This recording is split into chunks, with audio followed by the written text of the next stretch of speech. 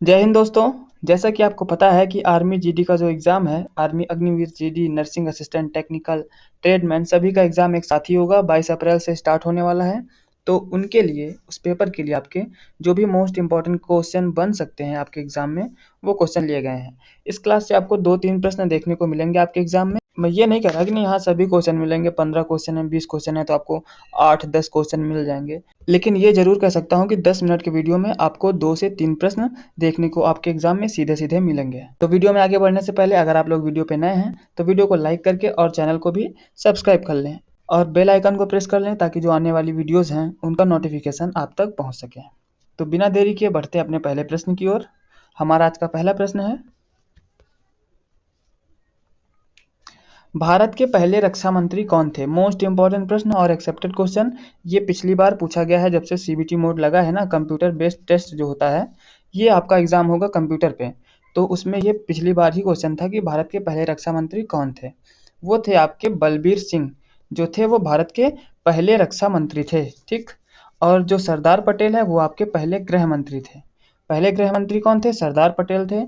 और पहले रक्षा मंत्री बलबीर सिंह थे। डॉक्टर राजेंद्र प्रसाद ये भारत के पहले राष्ट्रपति थे, प्रेसिडेंट। तो बढ़ते अपने अगले प्रश्न की ओर। भारतीय संविधान सभा की स्थापना कब हुई? ये भी इम्पोर्टेंट प्रश्न है कि भारतीय संविधान सभा की जो स्थापना है वो कब की गई? तो वो की गई थी 9 दिसंबर 1946 ईस्वी को भारतीय संविधान सभा की स्थापना की गई थी। 1947 15 अगस्त 1947 को तो हमारा देश आज़ाद हुआ था और 1949 26 नवंबर 1949 को जो कॉन्स्टिट्यूशन है, कॉन्स्टिट्यूशन मतलब संविधान जो है, वो बन करके तैयार हो गया था। इसके बाद हमारा अगला प्रश्न है, ग्रैंड मास्टर शब्द का संबंध किस खेल से है? तो ग्रैंड मास्टर अभी आपने प्रज्ञानंद का नाम सुना होगा। तो प्रज्ञानंद जो है वो शतरंज के खिलाड़ी हैं और ग्रैंड मास्टर शब्द जो है वो शतरंज से ही जुड़ा हुआ है। फुटबॉल, क्रिकेट, अंदाजी, ये इनका आंसर नहीं है। शतरंज इज द राइट आंसर। इसके बाद का अगला प्रश्न, श्रीहरिकोटा भारत के किस राज्य में है? श्रीहरिकोटा जो भारत के तमिलनाडु, केरल, कर्नाटक या फिर आंध्र प्रदेश। तो दीजिए इसका आंसर।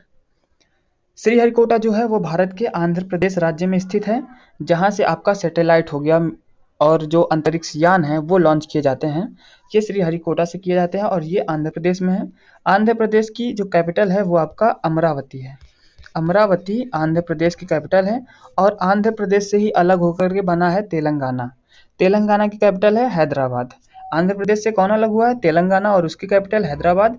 आंध्र प्रदेश की कैपिटल अमरावती।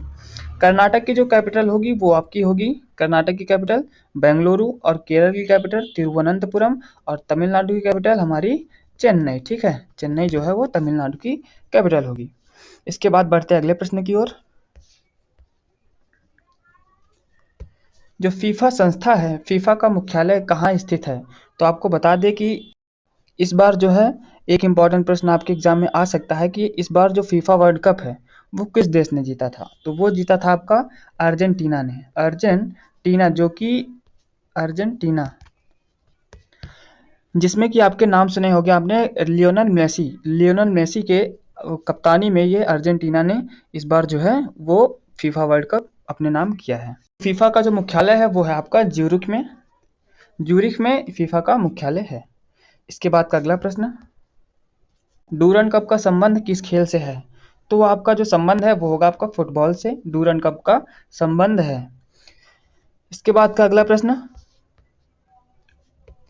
अमरनाथ गुफा जो है वो कहाँ स्थित है? अमरनाथ गुफा आपका एक तीर्थ स्थल से भी प्रश्न पूछा जाता है, जैसे कि कामाख्या देवी पूछ लिया जाएगा आपसे, अमरनाथ पूछ लिया जाएगा, वेंकटेश्वर पूछ लिया जाएगा और मीनाक्षी टेम्पल। ये आपके 4 मंदिर जो हैं वो महत्वपूर्ण मंदिर हैं। और इस बार तो राम मंदिर आपका बन ही गया है, उससे भी पूछेगा कि राम मंदिर की स्थापना कब हुई, प्राण प्रतिष्ठा कब हुई, कब से बनना स्टार्ट हुआ था, कौन सी शैली में बना हुआ है, ये सभी प्रश्न आपके इम्पोर्टेंट हैं।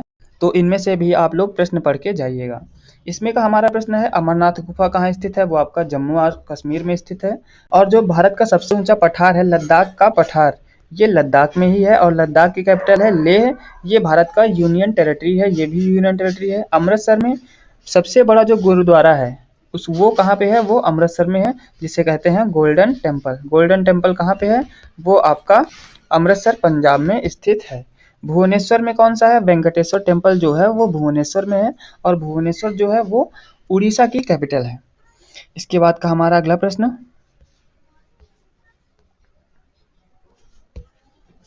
अंतर्राष्ट्रीय न्यायालय का मुख्यालय जो है वो कहाँ स्थित है?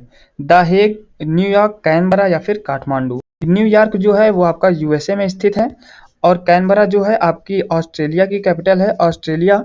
और जो काठमांडू है ये हमारे नेपाल की कैपिटल है, और काठमांडू में ही जो सार्क संस्था है उसका जो मुख्यालय है वो काठमांडू में है। अंतर्राष्ट्रीय न्यायालय का मुख्यालय कहाँ पे है? वो आपका द हेग में है। ये एक सिटी का नाम है द हेग, वहाँ पे अंतर्राष्ट्रीय न्यायालय का मुख्यालय स्थित है।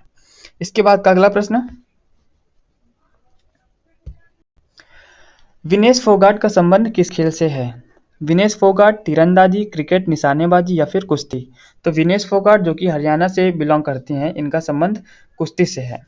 तो भाई अगर आप लोग को क्वेश्चन अच्छे लग रहे हैं तो आप लोग जरा वीडियो को लाइक करके चैनल को भी सब्सक्राइब कर लें। इसके बाद का हमारा अगला प्रश्न है, मधुबना चित्रकला शैली की उत्पत्ति हुई है, ये कहाँ से हुई है? महाराष्ट्र से, बिहार से, उड़ीसा से या फिर मणिपुर से? तो इसकी जो उत्पत्ति हुई है वो हुई है बिहार से। बिहार की कैपिटल होती है हमारी पटना। पटना जो है वो बिहार की कैपिटल है। उड़ीसा की भुवनेश्वर। मणिपुर से एक क्वेश्चन पूछा जाता है कि जो लोकटक झील है, लोकटक झील जो है वो कहाँ पे स्थित है? वो आपकी मणिपुर में है। इसके बाद का अगला प्रश्न हमारा, भीमबेटका गुफाएं जो है, भीमबेटका की गुफाएं वो भारत के किस राज्य में स्थित हैं? भारत में कहाँ स्थित हैं? उत्तर प्रदेश में, मध्य प्रदेश में, उड़ीसा में या फिर मिजोरम में? तो इसका जो राइट आंसर होगा वो होगा मध्य प्रदेश, जिसकी कैपिटल होती है भोपाल। भोपाल जो है वो मध्य प्रदेश की कैपिटल है। मध्य प्रदेश में ही भीमबेटका गुफाएं जो हैं वो स्थित हैं। मध्य प्रदेश का एक शहर का नाम सुना होगा आप लोग ने, इंदौर। इंदौर जो है भारत का लगातार कई बार से जो भारत की सबसे स्वच्छ शहर है, क्लीनेस्ट सिटी ऑफ इंडिया, उसका खिताब अपने नाम करते आ रहा है इंदौर।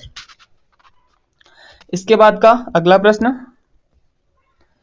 कामाख्या देवी मंदिर जो है वो कहाँ स्थित है? कामाख्या देवी मंदिर जो है आपका असम में स्थित है।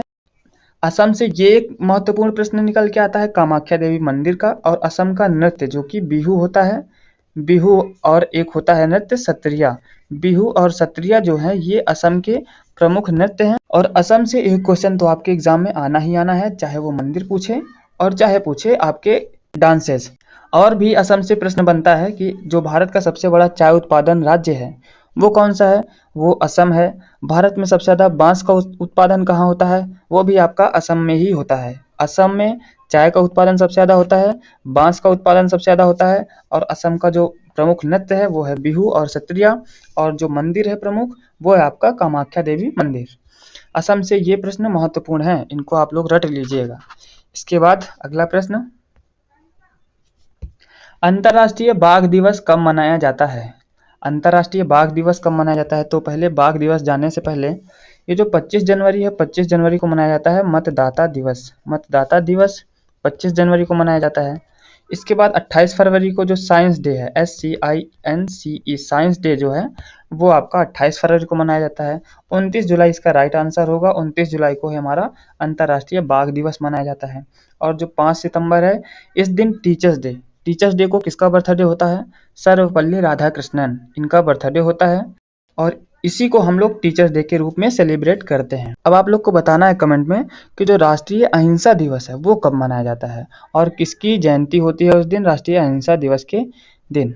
आप उसे राष्ट्रीय अहिंसा दिवस कहें या फिर अंतर्राष्ट्रीय अहिंसा दिवस कहें, बात एक ही है। तो आप लोग को बताना है कमेंट में कि राष्ट्रीय अहिंसा दिवस या फिर अंतर्राष्ट्रीय अहिंसा दिवस कब मनाया जाता है, एक ही दिन को मनाया जाता है, और किसकी जयंती होती है ये। तो हमारे जो मोस्ट इम्पॉर्टेंट क्वेश्चन थे वो हो गए हैं फिनिश। तो अगर आप लोग वीडियो पे नए थे और अभी यहाँ तक वीडियो देखे हैं तो भाई वीडियो को लाइक कर लीजिएगा और चैनल को भी सब्सक्राइब कर लीजिएगा, ताकि जो आने वाली वीडियोज़ हैं उनका नोटिफिकेशन आप तक पहुँच सके। 4-5 दिन बचे हैं आपके एग्ज़ाम में।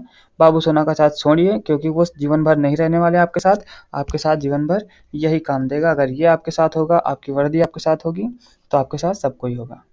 मिलते हैं अगली वीडियो में, तब तक के लिए जय हिंद जय भारत। करते रहिए तैयारी, क्योंकि लेना इस बार सिलेक्शन भाई।